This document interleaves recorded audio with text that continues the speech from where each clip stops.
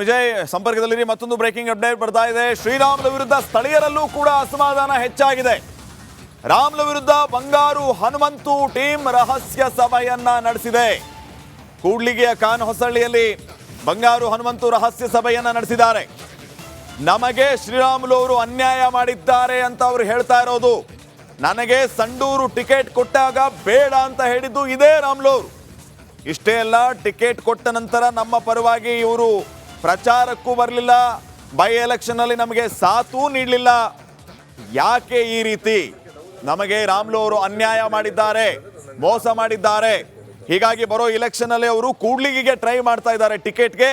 ಯಾವುದೇ ಕಾರಣಕ್ಕೂ ಅವರಿಗೆ ಕೂಡ್ಲಿಗಿಯಿಂದ ಟಿಕೆಟ್ ಕೊಡಬೇಡಿ ಅಂತ ನಾವು ವರಿಷ್ಠರಿಗೆ ಹೇಳೋಣ ಅಂತ ಹೇಳಿ ಈ ಎಲ್ಲ ತಂಡ ರಹಸ್ಯ ಸಭೆಯನ್ನ ನಡೆಸಿ ಈ ರೀತಿ ಮಾತಾಡ್ಕೊಂಡಿದೆಯಂತೆ. ಎಸ್ ವಿಜಯ್, ನೋಡಿ, ಒಂದು ನಿರ್ಧಾರ ಅಥವಾ ಒಂದು ಕೋಪ ರಾಜಕೀಯ ಜೀವನದ ಮೇಲೆ ಪರಿಣಾಮ ಬೀರುತ್ತೆ ಅನ್ನೋದಕ್ಕೆ ಈ ಎಲ್ಲ ಬೆಳವಣಿಗೆ ಸಾಕ್ಷಿ ಆಗ್ತಾ ಇರೋದು. ಬಂಗಾರು ಹನುಮಂತು ಅವರ ಈ ರೀತಿಯ ಒಂದು ಹೇಳಿಕೆಯನ್ನ ವರಿಷ್ಠರು ಎಷ್ಟರ ಮಟ್ಟಿಗೆ ಪರಿಗಣನೆಗೆ ತೆಗೆದುಕೊಳ್ತಾರೆ ಅನ್ನುವಂಥದ್ದು ಎರಡನೇ ಮಾತು. ಆದರೆ ಅಸಮಾಧಾನ ಯಾವ ರೀತಿ ಸಮಾಧಾನ ಪಡಿಸ್ತಾರೆ ರಾಮುಲು ಅನ್ನೋರು ಅಂತೂ ಪ್ರಶ್ನೆ ಇದೆ. ಸುಷ್ಮಾ ಸ್ವರಾಜ್ ಅವರ ಕಾಲದಿಂದ ಇವರಿಬ್ಬರೂ ಕೂಡ ಅಣ್ಣ ತಮ್ಮಂದಿರ ರೀತಿ ನಡೆದುಕೊಂಡು ಬಂದಂಥವ್ರು ರಾಮುಲು ಮತ್ತು ರೆಡ್ಡಿ. ಇದ್ದಕ್ಕಿದ್ದಂಗೆ ಈ ರೀತಿಯ ಬೆಳವಣಿಗೆ ಆಗ್ತಾ ಇರೋದು. ಇದನ್ನ ರಾಮುಲು ಯಾವ ರೀತಿ ನೋಡ್ತಾರೆ ವೈಯಕ್ತಿಕವಾಗಿ? ಶ್ರೀಪಾದ್, ಈಗ ಬಿಜೆಪಿ ಪಕ್ಷದಲ್ಲಿ ಒಂದು ರೀತಿಯಲ್ಲಿ ಬಿಸಿ ತುಪ್ಪ ಆಗಿರುವಂಥದ್ದು. ಯಾಕಂದರೆ ಶ್ರೀರಾಮುಲು ಮತ್ತು ಜನಾರೆಡ್ಡಿ ಅವರಿನ ಏನು ಅಸಮಾಧಾನ ಏನಿದೆ, ಈಗ ಸಮಾಧಾನ ಮಾಡುವಂತಹ ಪ್ರಯತ್ನವನ್ನು ಕೇವಲ ರಾಜ್ಯ ಬಿಜೆಪಿ ನಾಯಕರಿಂದ ಆಗೋದಿಲ್ಲ, ಹೈಕಮಾಂಡಿಂದ ಮಾತ್ರ ಆಗುವಂಥ ಸಾಧ್ಯತೆ ಆಗುವಂಥ ನಿರೀಕ್ಷೆ ಇರುವಂಥದ್ದು. ಯಾಕೆಂತಂದರೆ ಶ್ರೀರಾಮುಲು ತಮ್ಮದೇ ಆದ ಒಂದು ವೋಟ್ ಬ್ಯಾಂಕನ್ನು ಹೊಂದಿರುವಂಥದ್ದು. ಜೊತೆಗೆ ವಾಲ್ಮೀಕಿ ನಾಯಕ ಮತ್ತು ಎಸ್ ಟಿ ನಾಯಕರ ಸಂಬಂಧಪಟ್ಟ ಬಿಜೆಪಿಯಲ್ಲಿ ಬರೋದಾದರೆ ಮೊದಲ ಸ್ಥಾನದಲ್ಲಿ ಈಗ ಶ್ರೀರಾಮುಲು ನಿಲ್ಲುವಂಥದ್ದು. ಮತ್ತು ಜೊತೆಗೆ ಬಳ್ಳಾರಿ ಮತ್ತು ಆ ಭಾಗದಲ್ಲಿ ಪಕ್ಷವನ್ನು ಗೆಲ್ಲಿಸ್ಲಿಕ್ಕೆ ಆಗಲಿಲ್ಲ ಅಂದ್ರೂ ಕೂಡ ಸೋಲಿಸುವಂಥ ಒಂದಷ್ಟು ವೋಟ್ ಬ್ಯಾಂಕ್, ಮತ ಬ್ಯಾಂಕ್ ಇರುವಂಥದ್ದು. ಜೊತೆಗೆ ಜನಾರ್ದನ್ ರೆಡ್ಡಿ ಅವ್ರನ್ನು ಕೂಡ ತುಂಬ ಈಸಿಯಾಗಿ ತೆಗೆದುಕೊಳ್ಳೋಕ್ಕಾಗೋದಿಲ್ಲ, ಯಾಕಂದರೆ ಅವ್ರನ್ನೂ ಕೂಡ ಪಕ್ಷ ಬಿಡೋಕ್ಕಾಗೋದಿಲ್ಲ. ಈ ಹಿನ್ನೆಲೆ ಈಗ ಜನಾರ್ದನ್ ರೆಡ್ಡಿ ವಿರುದ್ಧ ಈಗ ಶ್ರೀರಾಮುಲು ಅಸಮಾಧಾನ ವ್ಯಕ್ತಪಡಿಸಿರುವಂಥದ್ದು. ಮತ್ತು ಪಕ್ಷಕ್ಕೆ ಬಂದಿರುವಂಥ ಹಿನ್ನೆಲೆಯಲ್ಲಿ, ಅಂದರೆ ಜನಾರ್ದನ್ ರೆಡ್ಡಿ ಪಕ್ಷಕ್ಕೆ ಬಂದಿರುವಂಥ ಹಿನ್ನೆಲೆಯಲ್ಲಿ ಈಗ ಜನಾರ್ದನ್ ರೆಡ್ಡಿಯನ್ನು ಕೂಡ ಜೊತೆಲಿ ತೆಗೆದುಕೊಂಡು ಹೋಗಬೇಕಾದಂಥ ಅನಿವಾರ್ಯ ಪರಿಸ್ಥಿತಿಯಲ್ಲಿ ಬಿಜೆಪಿ ಇರುವಂಥದ್ದು. ಅದೇ ರೀತಿ ಶ್ರೀರಾಮುಲು ಅವ್ರನ್ನು ಕೂಡ ಕಳ್ಕೊಳ್ಳೋಕ್ಕೆ ಇಷ್ಟ ಇಲ್ಲ ಬಿಜೆಪಿಯಿಂದ. ಈ ಹಿನ್ನೆಲೆಯಲ್ಲಿ ಈಗ ಬಿಜೆಪಿ ಹೈಕಮಾಂಡ್ ಇಬ್ಬರನ್ನೂ ಕೂಡ ಸಮಾಧಾನ ಮಾಡಿ ತೆಗೆದುಕೊಂಡು ಹೋಗುವಂಥ ಒಂದು ರೀತಿಯಲ್ಲಿ ಇಕ್ಕಟ್ಟಿನ ಪರಿಸ್ಥಿತಿ ಸಿಲುಕಿರುವಂಥದ್ದು. ಕೇವಲ ಅಂದರೆ ಮುಂದಿನ ಸ್ಥಳೀಯ ಸಂಸ್ಥೆಗಳ ಚುನಾವಣೆ, ಜಿಲ್ಲಾ ಮತ್ತು ತಾಲೂಕು ಪಂಚಾಯತ್ ಚುನಾವಣೆ ಬರುವಂಥದ್ದು, ಅದಾದ ನಂತರ ಮುಂದಿನ ಚುನಾವಣೆ, ಇವೆಲ್ಲವನ್ನು ಕೂಡ ಗಮನದಲ್ಲಿ ಇಟ್ಕೊಳ್ಳೋದಾದರೆ ಪಕ್ಷಕ್ಕೆ ಒಂದು ವೇಳೆ ಜನಾರ್ದನ್ ರೆಡ್ಡಿ ಅಥವಾ ಶ್ರೀರಾಮುಲು ಇಬ್ಬರು ಕೂಡ ಗುಡ್ ಬೈ ಹೇಳಿದ್ರೆ ಅದು ಖಂಡಿತವಾಗ್ಲೂ ಕೂಡ ಬಿಜೆಪಿಗೆ ಒಂದು ಮಟ್ಟದಲ್ಲಿ ಲಾಸ್ ಆಗುವಂಥದ್ದು. ಈ ಎಲ್ಲ ಬೆಳವಣಿಗೆ ಹಿನ್ನೆಲೆಯಲ್ಲಿ ಈಗ ಪಕ್ಷ ಏನು ಮಾಡ್ತಾರೆ ಅನ್ನುವಂಥದ್ದು. ಮತ್ತು ಈಗ ಶ್ರೀರಾಮುಲು ಪಕ್ಷದ ವಿರುದ್ಧ ಏನಾದರೂ ಕೂಡ ಅಸಮಾಧಾನಗೊಂಡಿದ್ದ ಅವನ್ನ ಕರೆದು ಸಮಾಧಾನ ಮಾಡುವಂತಹ ಕೆಲಸ ತುಂಬ ಸುಲಭ ಇತ್ತು. ಆದರೆ ಈಗ ಜನಾರ್ದನ್ ರೆಡ್ಡಿ ವಿರುದ್ಧ ಅಸಮಾಧಾನಗೊಂಡಿರುವಂಥದ್ದು, ಬಹಿರಂಗವಾಗಿ ಈಗ ಅವರ ವಿರುದ್ಧ ಮುಸುಕಿನ ಗುದ್ದಾಟ ಬಹಿರಂಗ ಆಗಿರುವಂಥದ್ದು. ಇದನ್ನು ಹೇಗೆ ಸಮಾಧಾನ ಮಾಡ್ತಾರೆ ಅಂತ, ಯಾಕಂದರೆ ಗೆಳೆಯರಂತಿದ್ದಂಥ ಇಬ್ಬರನ್ನೂ ಕೂಡ ಈಗ ಏನು ವೈರಿಗಳಾಗಿರುವಂಥದ್ದು, ರಾಜಕೀಯ ವೈರಿಗಳಾಗಿರುವಂಥ ಹಿನ್ನೆಲೆಯಲ್ಲಿ ಇವನ್ನ ಸಮಾಧಾನ ಮಾಡೋದು ಕೂಡ ಮುಂದೆ ಪರಿಸ್ಥಿತಿ ಶಾಂತವಾಗುತ್ತಾ ಅಥವಾ ಮುಂದೆ ಇದೇ ರೀತಿ ಏನು ಅವರಿಬ್ಬರು ಕೂಡ ಹೊಂದ್ಕೊಂಡು ಹೋಗ್ತಾರಾ ಅನ್ನೋಂಥದ್ದು ಕೂಡ ಅನುಮಾನಕ್ಕೆ ಕಾರಣ ಆಗಿರುವಂಥದ್ದು. ಈ ಎಲ್ಲ ಹಿನ್ನೆಲೆಯಲ್ಲಿ ಈಗ ಅನಿವಾರ್ಯವಾಗಿ ಹೈಕಮಾಂಡ್ ಎಂಟ್ರಿ ಆಗುವಂತಹ ಏನೊಂದು ಒಂದು ಪ್ರಮೇಯ ಬಂದಿರುವಂಥದ್ದು. ಇದನ್ನು ಇವರಿಬ್ಬರನ್ನ ಸಮಾಧಾನ ಮಾಡಬೇಕಂದ್ರೆ ರಾಜ್ಯ ಬಿಜೆಪಿ ನಾಯಕರಿಂದ ಖಂಡಿತವೂ ಕೂಡ ಆಗೋದಿಲ್ಲ. ಒಂದು ಏನು ಹೈಕಮಾಂಡ್ನ ನಾಯಕರು ಅಮಿತ್ ಶಾ ಖುದ್ದು ಕರೆದು ಮಾತಾಡಿದ್ರೆ ಒಂದು ವೇಳೆ ಸರಿ ಹೋದರೆ ಹೋಗ್ಬೋದಿಲ್ಲ, ಅಂದರೆ ಶ್ರೀರಾಮುಲು ಒಂದೇ ಪಕ್ಷ ಬಿಟ್ಟು ಹೋಗುವಂತಹ ಸಾಧ್ಯತೆ ಎಲ್ಲವೂ ಕೂಡ ಹೆಚ್ಚಾಗಿರುವಂಥದ್ದು. ಕಾದು ನೋಡಬೇಕು. ಈ ಬೆಳವಣಿಗೆ ಏನಿದೆ, ಅಂದರೆ ಶ್ರೀರಾಮುಲು ಅಸಮಾಧಾನ ಏನಿದೆ ಅದು ಇಲ್ಲಿಗೆ ನಿಲ್ಲುವಂಥ ಲಕ್ಷಣ ಕಾಣ್ತಾ ಇಲ್ಲ. ಮುಂದಿನ ದಿನಗಳಲ್ಲಿ ಅದು ಬೇರೆ ಬೇರೆ ರೀತಿಯ ತಿರುವುಗಳನ್ನು ತೆಗೆದುಕೊಳ್ಳುವಂಥ ಎಲ್ಲ ಸಾಧ್ಯತೆ ಇರುವಂಥದ್ದು. ಶ್ರೀಪಾದ್, ವಿಜಯ್, ಈಗ ಪಕ್ಷದಲ್ಲಿ ಇವರನ್ನ ಇರಿಸಿಕೊಳ್ಳುವಂತಹ ಪ್ರಯತ್ನ, ಜೊತೆಗೆ ಸದ್ಯಕ್ಕೆ ಅವರನ್ನ ಸಮಾಧಾನ ಮಾಡುವಂತಹ ಪ್ರಯತ್ನಗಳಾದರೂ ಕೂಡ ಸದ್ಯಕ್ಕೆ ಈ ಬೆಂಕಿ ಆರುವ ಲಕ್ಷಣಗಳಂತೂ ಕಾಣಿಸ್ತಾ ಇಲ್ಲ. ಯಾಕಂದ್ರೆ ರಾಮುಲು ಅವರು ಕೊನೆಯ ಮಾತನ್ನ ಹೇಳಿಬಿಟ್ಟಿದ್ದಾರೆ, ನೀವು ಈ ರೀತಿ ಅವಮಾನ ಮಾಡೋದಕ್ಕೆ ಹೋಗ್ಬೇಡಿ, ಪಾರ್ಟಿ ಬಿಡು ಅಂದ್ರೆ ಬಿಟ್ಟು ಹೋಗ್ಬಿಡ್ತೀನಿ ನಾನು ಅಂತ ನೇರವಾಗಿ ರಾಧಾಮೋಹನ್ ಅವರಿಗೆ ಹೇಳಿರೋದು. ರಾಧಾಮೋಹನ್ ಅವರು ನಂತರ ಮಾತನ್ನ ವಾಪಸ್ ತಗೊಂಡಿದ್ದಾರೆ ಅಂತ ನಿಮ್ಮ ಜೊತೆ ಮಾತಾಡುವಾಗ ರಾಮುಲು ಅವರು ಹೇಳ್ತಾ ಇದ್ರು. ಸೊ ಈಗ ತಣ್ಣಗಾದರೂ ಕೂಡ ಬೇರೆ ರೀತಿಯಲ್ಲಿ ಈ ದ್ವೇಷ, ಈ ಕೋಪ ಸ್ಫೋಟವಾಗಬಹುದಲ್ವಾ ಅಂತ. ಅಂದರೆ ಶ್ರೀಪಾದ್, ನಿನ್ನೆ ಕೋರ್ ಕಮಿಟಿ ಮೀಟಿಂಗಲ್ಲಿ ರಾಮುಲು ಸಿಡಿದೆದ್ದ ನಂತರ ರಾಧಾಮೋಹನ್ ದಾಸು ತಣ್ಣಗಾಗಿ ಆ ಮಾತನ್ನು ವಾಪಸ್ ತೆಗೆದುಕೊಂಡಿದ್ದಾರೆ. ಅಂದರೆ ಅಷ್ಟರ ಮಟ್ಟಿಗೆ ಶ್ರೀರಾಮುಲು ವಿರುದ್ಧ ಅಸಮಾಧಾನ ಏನಿತ್ತು ಅಥವಾ ಶ್ರೀರಾಮುಲು ವಿರುದ್ಧ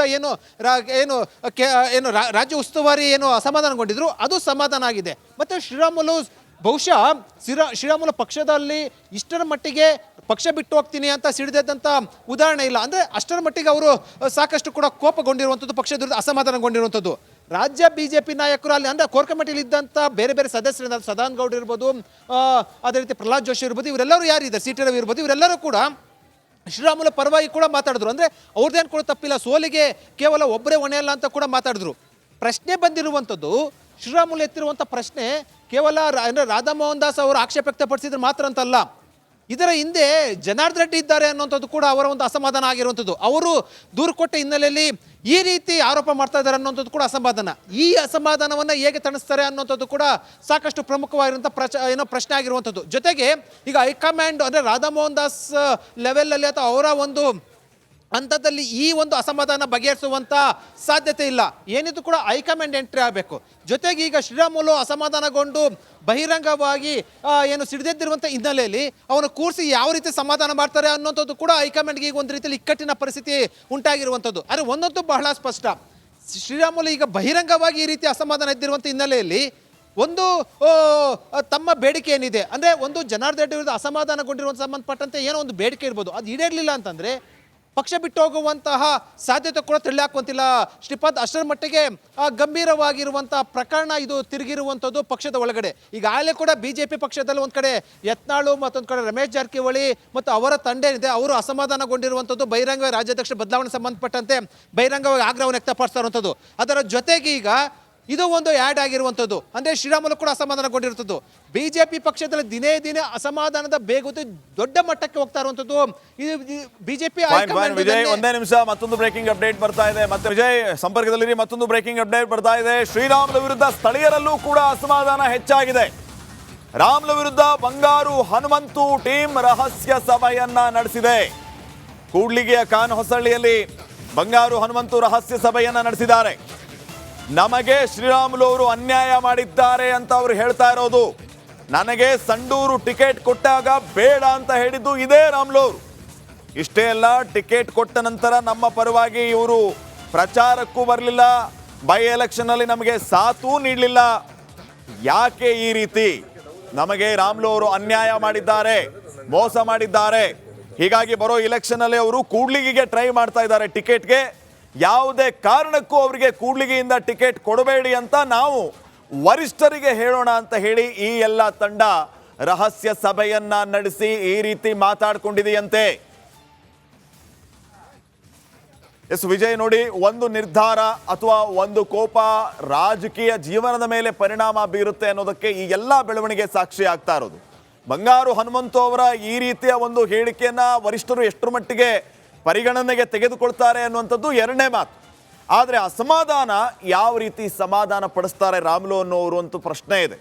ಸುಷ್ಮಾ ಸ್ವರಾಜ್ ಅವರ ಕಾಲದಿಂದ ಇವರಿಬ್ಬರೂ ಕೂಡ ಅಣ್ಣ ತಮ್ಮಂದಿರ ರೀತಿ ನಡೆದುಕೊಂಡು ಬಂದಂಥವ್ರು ರಾಮುಲು ಮತ್ತು ರೆಡ್ಡಿ. ಇದ್ದಕ್ಕಿದ್ದಂಗೆ ಈ ರೀತಿಯ ಬೆಳವಣಿಗೆ ಆಗ್ತಾ ಇರೋದು, ಇದನ್ನ ರಾಮುಲು ಯಾವ ರೀತಿ ನೋಡ್ತಾರೆ ವೈಯಕ್ತಿಕವಾಗಿ?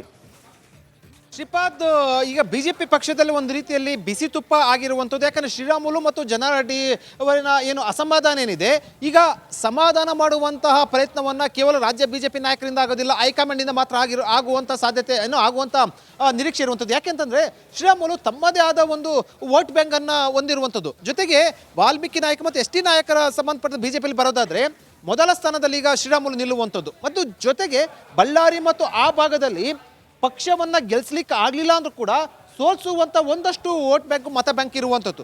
ಜೊತೆಗೆ ಜನಾರ್ದನ್ ರೆಡ್ಡಿ ಅವ್ರನ್ನು ಕೂಡ ತುಂಬ ಈಸಿಯಾಗಿ ತೆಗೆದುಕೊಳ್ಳೋಕ್ಕಾಗೋದಿಲ್ಲ, ಯಾಕಂದರೆ ಅವ್ರನ್ನೂ ಕೂಡ ಪಕ್ಷ ಬಿಡೋಕ್ಕಾಗೋದಿಲ್ಲ.